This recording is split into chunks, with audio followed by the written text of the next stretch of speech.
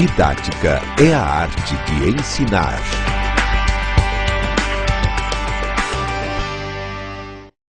Olá, pessoal! Hoje vamos tratar de uma aula muito importante. Trata-se da didática, identidade e a contextualização de sua prática. Vamos lançar um convite para refletir sobre a origem da didática, a sua importância, a sua função mediadora na formação do professor e a relação desta com a prática pedagógica docente. Sendo assim, veremos a didática, sua concepção e objeto. Antes de mais nada, gostaria de perguntar qual foi o motivo pelo qual você escolheu ser professor. Importante seria contar para os seus colegas, ouvir de seus colegas, trocar experiências, a fim de saber exatamente por que a escolha de ser professor. A didática, ela não é um assunto recente. Ela já remonta desde o século XV, XVI e XVII. É uma palavra de origem grega e que foi criada por Comênios em 1638, na obra bastante conhecida, A Didática Magna. E Comênios, como eu já disse, é considerado o pai da didática. A expressão didática é derivada do grego e se traduz por arte ou técnica de ensinar. Em 1657, Comênios, em sua obra Didática Magna, popularizou a sistematização do processo de ensino. Esta tinha por fundamento ensinar tudo a todos. O que queria ele com a didática? Como entendia ele a didática? Entendia a arte de ensinar. Entendia ele uma possibilidade de ir aprimorando formas diversificadas de ensinar para todos. Então ele já trazia no seu bojo aquela ideia de universalizar, aquela ideia de tornar possível a educação para todos.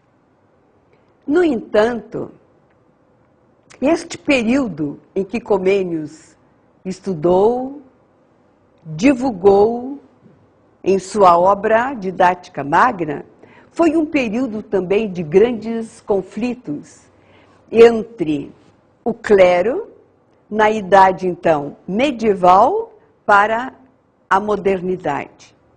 Isto ele fez com que surgissem novas ideias, surgissem novas modalidades para que se pensasse na forma de educar. E para nós, professores, o que é didática? Como pensam os nossos autores brasileiros sobre a didática? José Carlos Libânio, ele considera, falando em didática, as dimensões de homem e de mundo. Para ele, é importante que o professor, na sua futura prática pedagógica, tenha bem claro que compreensão ele tem de homem e que compreensão ele tem de mundo. Assim sendo, os objetivos que estão na sociedade, objetivos estes de ordem econômica, de ordem social, de ordem psicológica, de ordem filosófica, sejam transformados em objetivos de ensino. Estes objetivos de ensino, para bem atingirem os seus objetivos, carecem de conteúdos, carecem de metodologias, carecem de várias atividades para que se concretize justamente o que ele quer, a mediação entre o que é o ensinar e o que é o aprender. Mas de que forma? Da forma com que estes alunos, ao refletirem, ao se definirem qual é, na verdade, a concepção de homem e de mundo para eles, possam interferir nele, na sociedade, ou no meio onde eles atuam, de forma a melhorá-lo. Por sua vez, Cipriano Lucchesi relaciona as questões da teoria e da prática, de tal forma que haja uma mediação entre elas, fazendo com que isso seja realmente o papel da didática.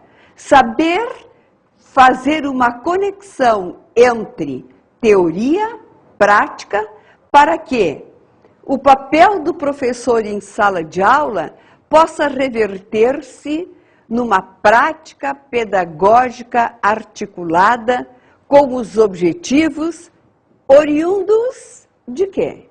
Oriundos, como disse Libânio, da concepção de mundo e de homem que possui o professor.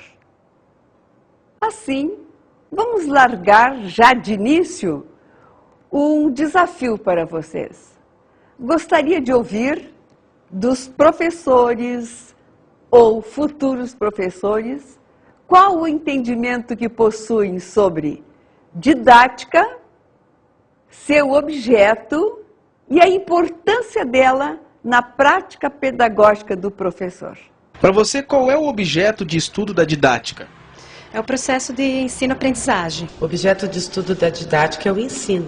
É a própria prática do ensino. Os métodos, os recursos, as estratégias que vamos utilizar para desenvolver, para que esse ensino seja significativo. A forma do professor desenvolver um trabalho em sala de aula que possa atingir o processo de ensino no sentido do aluno aprender. O que deve ser levado em conta na relação do objeto da didática na prática pedagógica do professor?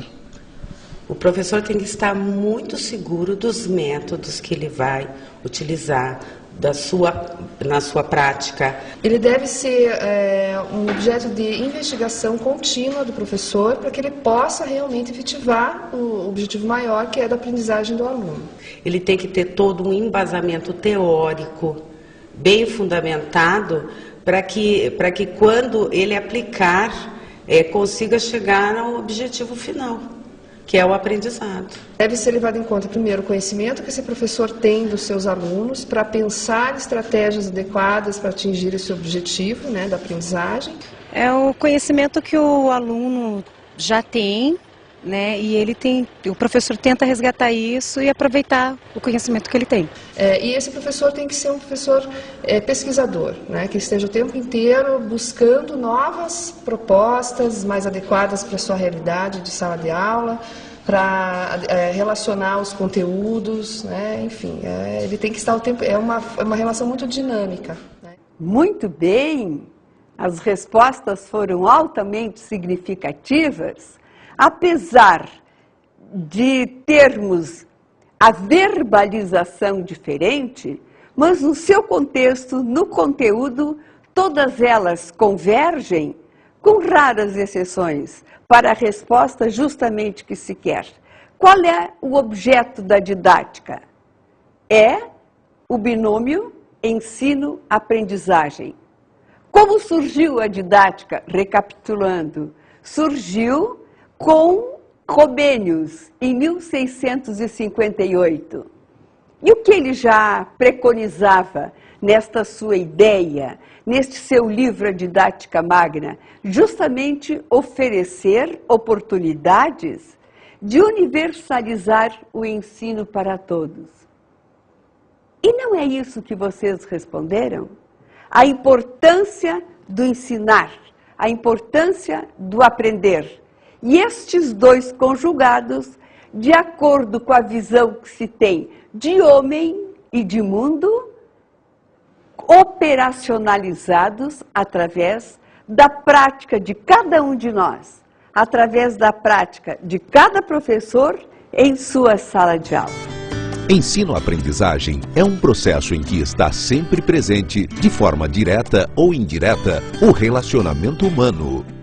Justamente o que Vera Kandal fala, que em todo relacionamento sempre há a presença de um sujeito e de um objeto, é muito verdadeiro. Porque nós sabemos que no processo ensino-aprendizagem sempre existem duas figuras muito importantes. Aquele que aprende e aquele que ensina. Mas será só o professor o responsável de ensinar?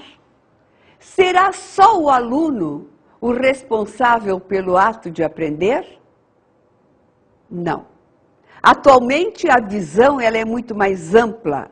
Atualmente a visão é muito mais complexa, porque na medida que eu me relaciono com o aluno, eu aprendo com ele.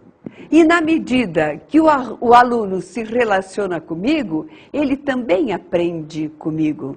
Então há uma relação muito, eu diria, relacional. Há uma relação muito direta entre professor-aluno, aluno-professor, no ato de ensinar e de aprender. O ensino consiste no planejamento e na seleção de experiências de aprendizagem que permitam ao aluno reorganizar seus esquemas mentais, estabelecendo relações entre os conhecimentos que já possui e os novos, criando novos significados. O aprender é um processo essencialmente dinâmico, que requer do aluno a mobilização de suas atividades mentais para compreender a realidade que cerca, analisá-la e agir sobre ela, modificando-a. Para Marli André, o ensino consiste no desenvolvimento dos conhecimentos que o aluno já traz para que, através do trabalho do professor em sala de aula, ele consiga aproveitar aqueles conhecimentos que ele traz, transformar estes conhecimentos com novos conteúdos, com novas abordagens, de tal forma que, em sala de aula, numa atividade altamente dinâmica, o professor consiga fazer com que o aluno transforme estes conhecimentos e possa utilizá-los no meio de onde ele advém. Entraremos agora no item a didática e a construção da identidade profissional. Para muitos autores, a construção da identidade do professor é algo historicamente contextualizado. Por quê? Porque é bem verdade que a ideia, que a concepção, e eu até diria o valor do professor na sociedade, nem sempre foi o mesmo. Houve épocas em que o professor era altamente considerado. Houve épocas onde o professor desempenhava as mais diferentes profissões, ou poderia também dizer encargos. Era ele, além do mestre, era ele o conselheiro, era ele o sacerdote, enfim, era alguém importante na sua comunidade. E com o passar dos tempos, esta valoração, com o passar dos tempos, este conceito, ele tomou outras conotações. Há quem diga que hoje, pela conjuntura mundial na qual estamos vivendo, o professor ele pode ser descartado. Já é produto que pode ser jogado no lixo. Será que isto é verdadeiro? Será que nós, na sociedade em que vivemos, não necessitamos mais do professor, do profissional da educação, que depende dele todo o encaminhamento do saber, que depende dele através do seu preparo, através da sua segurança, através da visão de mundo que ele tem, a construção de um mundo melhor. Profissão tropeiro. Naquele tempo, tropeiro era dono de empresa de transportes e com a tropa de burros conduzia manadas de gado, cavalos, bois. Eles dependiam das trilhas estreitas, onde os locais eram ermos e isolados, que morreram quando o asfalto e o automóvel chegaram. O fato, entretanto, é que o tropeiro desapareceu, ou se meteu para além da correria do mundo civilizado, onde a vida anda ao passo lento e tranquilizante das batidas quaternárias dos cascos no chão. Como esta, outras profissões foram sumindo devagarzinho.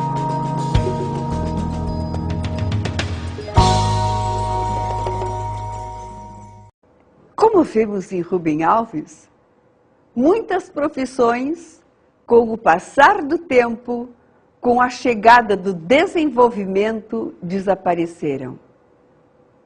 E a profissão educador? Esta não. Esta perpetua, só que hoje, dentro de uma outra dimensão, hoje dentro de uma outra realidade. E que realidade é esta?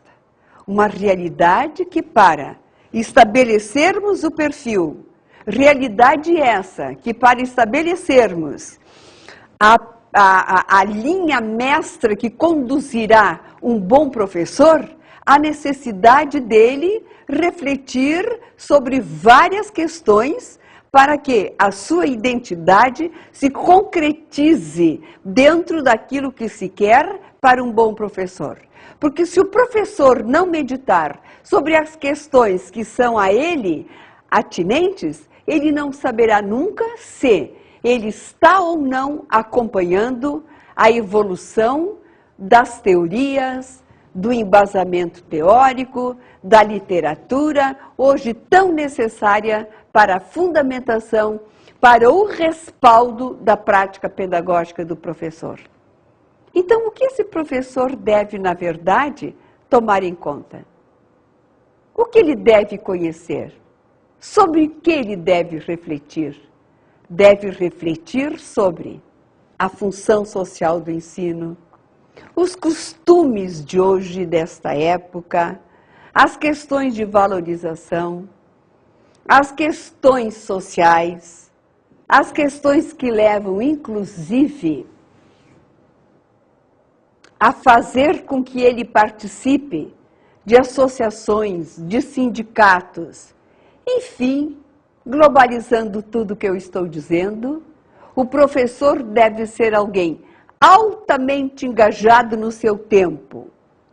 O professor deve ser alguém altamente engajado a fim de compactuar com as evoluções, com as teorias, para conseguir fazer do binômio ensino-aprendizagem o seu melhor métier, o seu melhor objetivo, o seu melhor caminho para a formação de seus professores. O que não é feito só pelo aluno, o que é feito na mediação entre professor e aluno. Vejamos agora a didática na formação dos professores.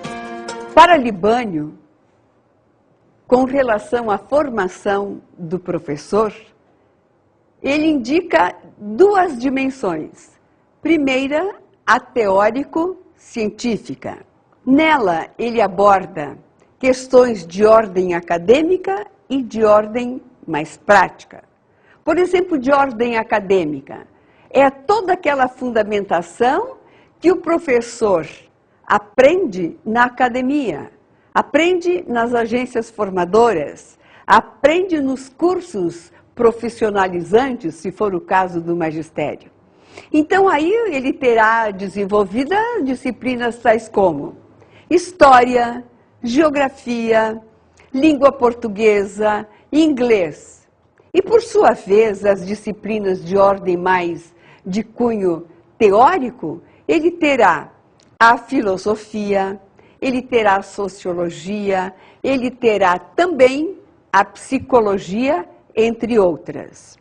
A segunda dimensão que Libânio apresenta é a técnico-prática, onde ele tenta relacionar as disciplinas de ordem metodológica, como a própria metodologia, a filosofia, a psicologia, disciplinas estas que, somadas às demais já relacionadas, formam o professor, ou eu diria melhor, lhe dão capacidade, lhe dão suporte, lhe dão estofo para que ele possa, muito bem e bem situado teoricamente, desenvolver em sala de aula a sua prática pedagógica.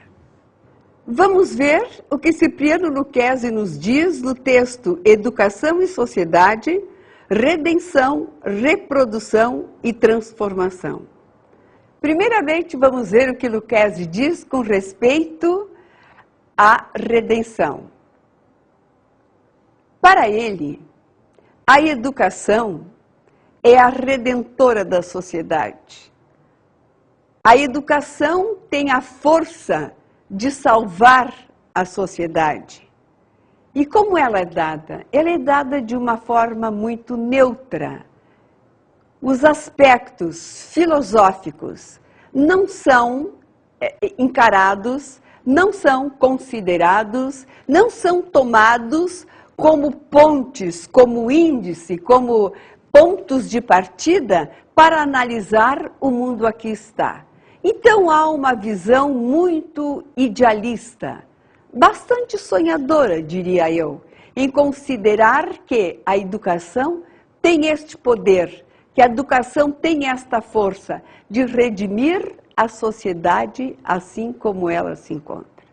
Diferentemente, quando Lucchesi fala na reprodução, ele quer dizer o seguinte: a sociedade existe e assim ela se configura. E qual é o papel da educação? Nada mais e nada menos do que perpassar em seu currículo, perpassar no livro-texto, perpassar em suas aulas a ideologia que está posta na sociedade. Esta ideologia que perpetua os valores, que leva adiante a questão do status quo. A crítica em relação a ela até pode ter. Podem criticar a situação da sociedade e do aspecto econômico, mas dentro da sala de aula isso não é considerado. O professor trabalha dentro, eu diria, de uma neutralidade. A educação é neutra e isso ela perpassa para os alunos. E os alunos, quando estiverem atuando no mercado de trabalho, quando estiverem interferindo na realidade, o farão de que forma? Farão de uma forma neutra, passiva, levando adiante aquilo que a sociedade lhes impõe no momento. Com relação à transformação, Lucchesi nos diz que nós não deveremos